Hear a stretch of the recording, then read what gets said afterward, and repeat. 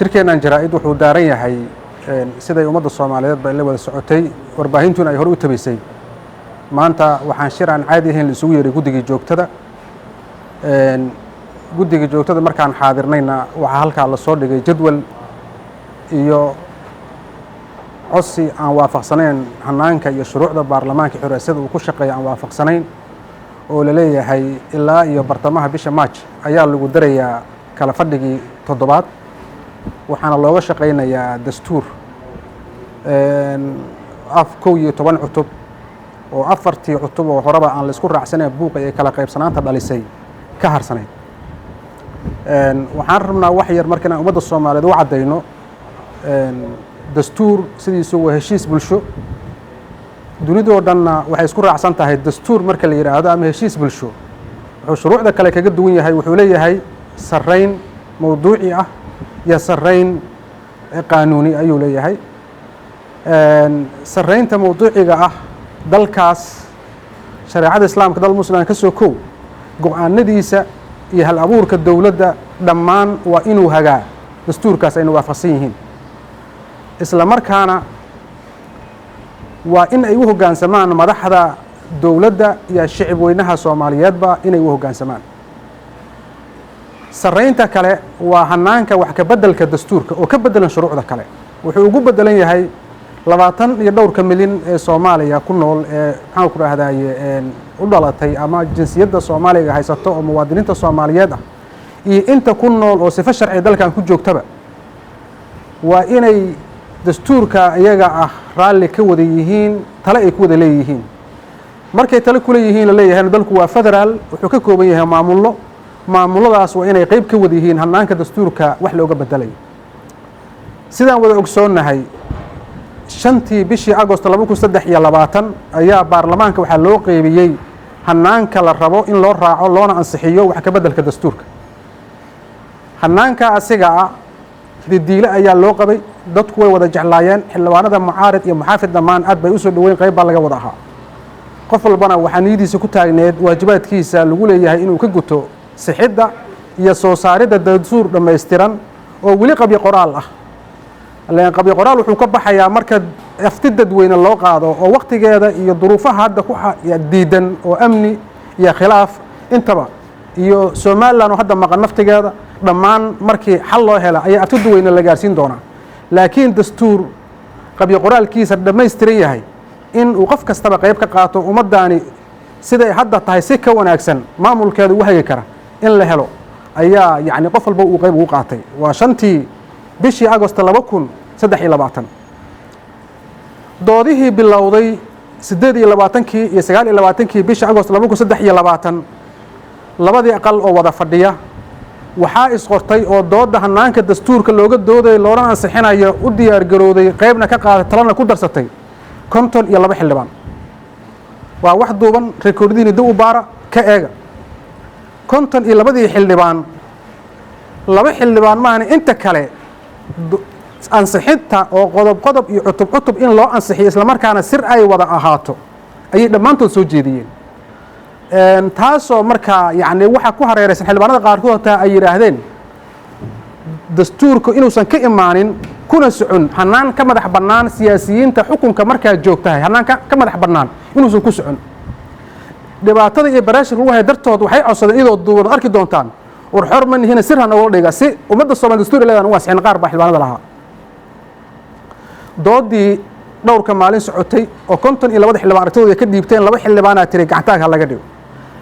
intay socotay madaxweynaha campaign wuxuu u galay cod dheer iyo cod gaaban ku yiri gacantaaga laga dhigo waajibaadka madaxweynuhu wuxuu ku qoran yahay dastuurka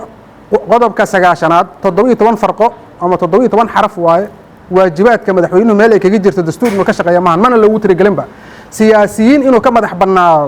bannaanaadahay waa waxa loo dhisay oo dastuurkana uu dhisayay laba hay-adood labadaas hay-adood oo kala ah hay-adda la socodka dib u eegista dastuurka oo baarlamaanka iyo dowlad goboleedyada 5 xubnood ka imaanaya iyo guddi madax bannaan oo aqoon iyo khibrad iyo waayo aragnimo in lagu soo xushay tahay 5 xubnood ah hay-adahaas waxa loogu tiragalay inay shicibka Soomaaliyeed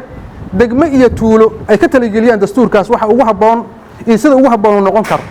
isla markaana wuxuu dastuurka isla farayaa inay uu ka madax bannaanaadahay shakhsi rabitaankiisa in lagu dhiso dastuurkaasi waxaan ogsoonahay dhammaanteen madaxweynuhu inta ay socotay 4 cutub oo khaladka ahayd intaan la ansixin habraaceedu xildhibaanadan ay qayb ka wada ahaayeen inuu campaign wadiyo gacantaha laga dhigo u lahaa si xildhibaanka aan la hadlay in ninka mas'uulka dawlad goboleedka jooga xildhibaankaaga iga qabaan u raahdo iyo xildhibaanka naftigiisa oo dana iyo xaalado kale loo sheegay codkiisa loo arkay gacanta inuu taagayo ummadda way og tahay haddaan xaqiiqada la wajihin waxa qaldanna si dhab aan la isugu sheegin ummadda inta fiyown ay si dhab ugu hortagin dalkan khatar uu ku sugan yahay arrinka halkaas markuu marayo xildhibaanadii 52 xildhibaan hadashay aragtidii xeeroosaadka golayaasha aqal sare iyo golaha shacab wuxuu tilmaamayaa markii qaraar xeer ama dastuur arrimo laga doodo aqlabiyadda xildhibaanadu waxay soo jeediyaan waxa lagu daraa laguna salayaan lagana dhigaa waa wax qoran oo la isla wada yaqaan iyadoo halka ay joogto ayaa waxa dhacday in baarlamaankii oo doodiisa dhiibtay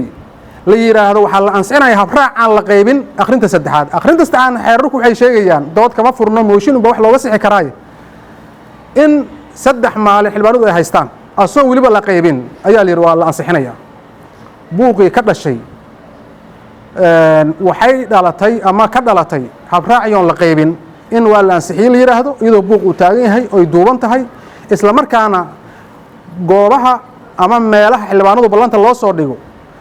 nogala soo daba diray soft copy asigoo ah xilli kooda duhurnimo wax ka dambeeya ay tahay waxa laga baari karaa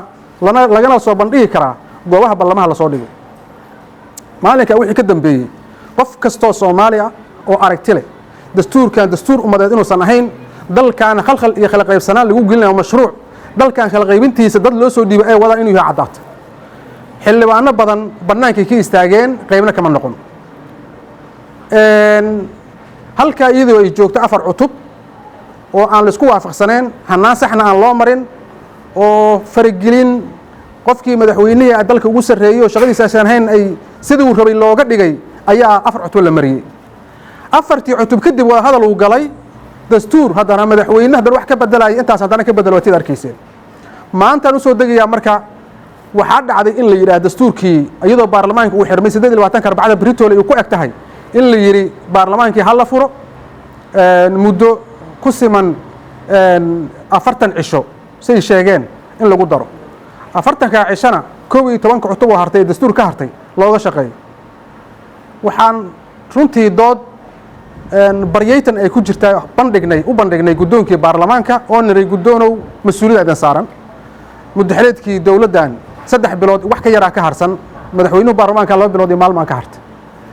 dalkeena maanta waxaan ogsoonahay yacni wall orderkii dunida oo dhan uu isbedelay khatar badan aan ku sugannahay waxaan ogsoonahay khilaafaadkii Soomaaliland oo maqnayd in laba dawlad goboleed maanta inay go'aan madaxda qaranka iyagu ay ka shaqeynayaan hal ay u socon mas'uuliyadda loo dhaariyay oo waajibaadkooda ka mid ah taas ay gabeen waxay waajibaadkooda ahayn ay ku mashquulsan yihiin gudoonka waxaan ka codsanay shuruucda baarlamaanka markii la keenayo 2 bilood ugu hor in la keeni karo kaliya ku qoran ajandaha furan ee marka sharci aan la dhameystirin intaan la xirin dastuurka 4 cutub kadib ajanda dastuur meesha lama keenin gudoonkii waxa dhacday annagoo 8 gudoomiye gudi ah iyo habdhowre in baarlamaankii maanta guddiga joogtada kulankii aan caadiga ahayn la yiraahdo codan gelinayna waaba ka badannahay gudoomiyaasha gudiyada waa 15 marka laga tagay gudoonka iyo habdhowrayaasha 15 guddi oo maxaan ku raahdaay 9 guddi ay diidan yihiin oo leeyihiin waxa ummadda lagu kala geyn dalka kala qaybsanaan iyo faro iyo cadow gudi iyo dibadaan leenahay waqtiga dawladana waa dhamaaday waaqaca aan darees gareyno aan wajahno dalkan dib u heshiisiintiisa isu keenadiisa iyo marxaladan adag sida loo maareyn lahaan ka shirno ka daay anagoo leh ay yiraahdeen maxaan ku raahdaay sidaas ajadah laga dhiga anaguna go'aan ka nagaya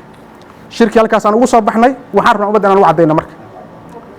waxa maanta lagu go'aamiyay guddiga joogtada ee lagu daray 40 maalmood ee dastuura loo shaqeynay leeyahay inaan qaadacnay aqlabiyadii golaha shacabka guddigiisa joogtada anagoo ah inaan qaadacnay wax ma ka jirin qaybna ka ahayn ummadda Soomaaliyeedna waxa la rabaa in ay foojignaadaan walaac weynaan nahaya ragga mas-uuliyadda maanta ay saaran dalkan inuu burburo iyo siday rabaan inay u noqotaa inaysan kala jeclaan noo caddaatay mas-uuliyadda inaan wada gudanno dalkeena ilaah idinkii burburi maayo aan gacmaha isqabsanno marxalada kuwaan ka adag waa soo marnay maantana aan ka digtoonaano waxyaabaha qaarkood oon isleeyahay gacmo shisheeye dalka lagu sii kala diraya laguna kala qaybinaya ayaa ka dambeeya